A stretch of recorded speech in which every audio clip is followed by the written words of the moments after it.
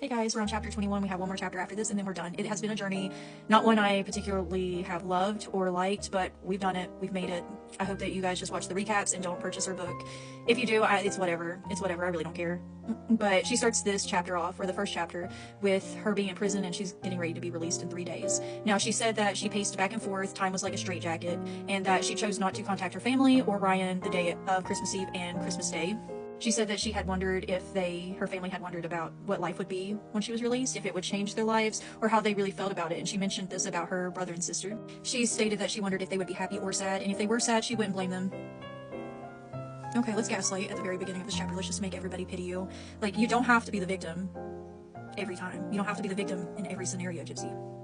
She tells us that the only job, education, or friends that she ever had was during her time in Chillicothe, and that's the first time that she ever felt free. But like, she was talking pure trash about the prison, like in like the last couple of chapters. So now she says that this was the happiest her life had ever been.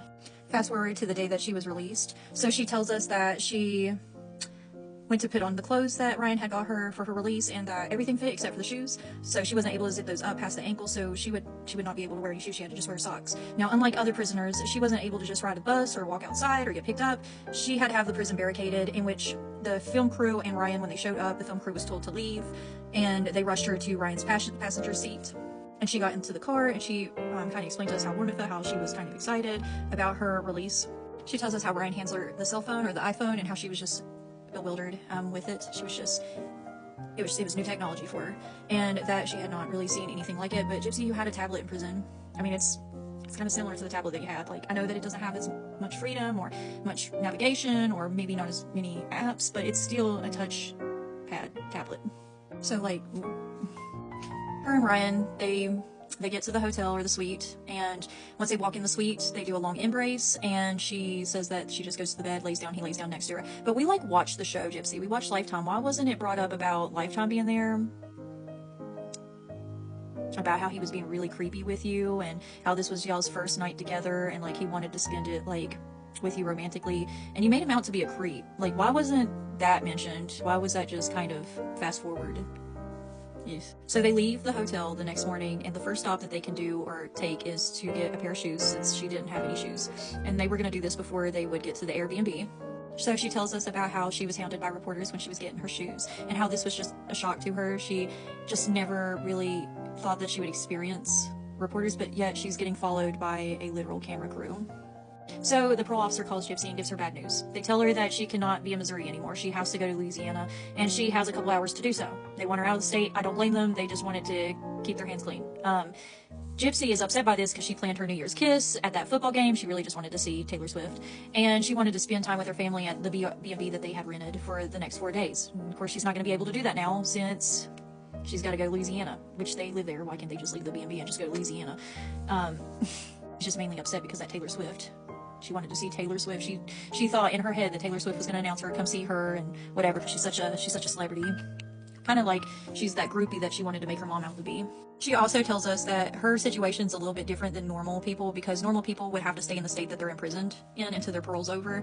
But since Gypsy was married to someone in Louisiana, and since her family's in Louisiana, they gave her that privilege. Once again, she gets treated differently than normal people. She gets a shorter sentence, she gets to do whatever she wants on her parole, and then at the same time trashes the parole officers. So, like, Missouri, hey guys, why don't you take a look at her and look at this case and see how she's broke her parole multiple times? Do something. She's talking pure trash about you guys. I mean, seriously. And it makes me wonder, maybe that's the main reason why she married Ryan, was because she would be able to leave the state and be with her family, and that was the plan the whole time. But that's just me. Allegedly. The parole officer leaves voicemail and gives Gypsy more bad news. Not only does she have to go back to Louisiana, but when she gets there, she has to be confined until that following Monday, which was going to be 7 days. So she wasn't going to be able to leave or do whatever she wanted during that 7 days. Mike, her defender/manager, meets Gypsy and embraces her and asks her what's wrong, and she tells him everything that's going on, and he basically is like, okay, I'll fix it, because, you know, he's got those people on the federal level in Missouri that he can talk to and do whatever. Ryan, being the stand-up guy that he is and the caring husband that he was, is like, can she not have like a dinner with her family? I mean, she's been in prison this long. Can she just spend time with her family? But we've seen on the show that he was painted as being like an asshole. But here we know now that he was just being really caring. So she praises Mike in the next step and says that Mike, being the lawyer that he is, has to contact her probation officer to fix things, or parole officer, to slap down a verdict on my life. This time, I hadn't done anything wrong. Gypsy will never be free. I let self-pity take over. You stupid idiot. You thought you'd just get out, be married, open presents, and eat cake, gorge yourself on Dad's gumbo, and have a sisterly sleepover with Mia? Ring in a new year, a new life. Fucking moron. Dumb. So dumb.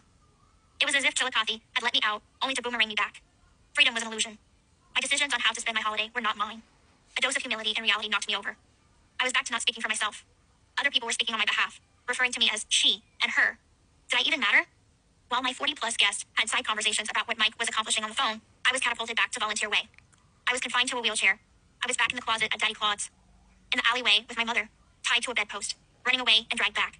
The Airbnb was the shed. It was the scalpel that traced my throat. It was the hole. I just wanted out. I'm sorry. I'm so sorry. I'll be good.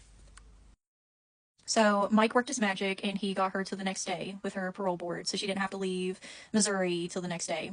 Because, you know, she just gets all the special treatment because of who she is. But the quote that she made was that she's an imposter in a world that looks at her as a monster. Okay, haters gonna hate, I guess. But that's it for this chapter. We got one more and we are done. Yes.